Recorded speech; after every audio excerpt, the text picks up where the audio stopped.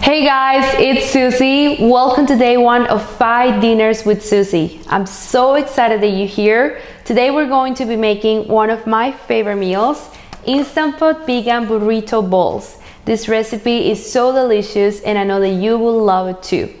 For this week's cooking classes, we're only going to be making one meal per class. But typically you'll want to buy all of your ingredients in bulk and prepare 5 to 10 meals at a time.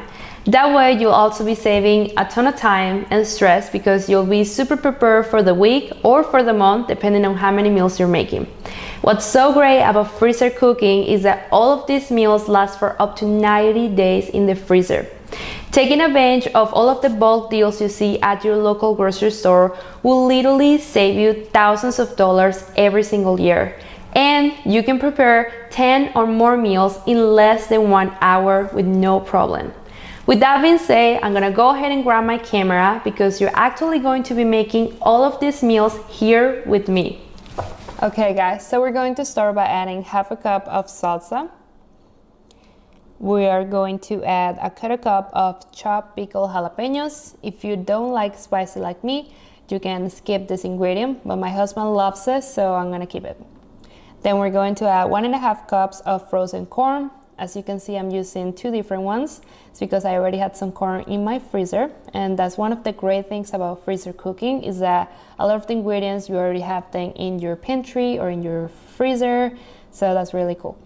We're going to add a quarter cup of extra virgin olive oil. You can also use any other oil you have in your house, like avocado oil or coconut oil. We're going to add 1 diced green bell pepper, 1 cup of diced onions. I'm going to add these frozen onions. They're amazing. They save me so much time and tears in my kitchen. 1.5 cups of red enchilada sauce. 1 can of black beans, drain and rinse. And we're going to add our seasonings. We're going to be using 1 tablespoon of taco seasoning mix. And that's it. Really simple, but really flavorful. Now we're just going to seal our bag. We want to make sure to take all of the air out of the bag.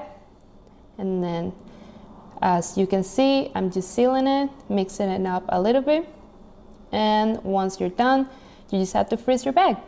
You can also cook this meal from fresh, but if you're cooking it from frozen, you just have to pull the bag out of the freezer once you're ready to cook it. And you can place it in the fridge overnight to thaw, or you can place it under cool running water for a couple minutes until the meal is able to be broken apart so that it can fit the pot. Once that's done, you have to add the meal to your Instant Pot along with 1 3/4 cups of vegetable broth and 1.5 cups of white rice. In this case, I'm using brown rice. Then you just have to mix it up a little bit. It's gonna look like this.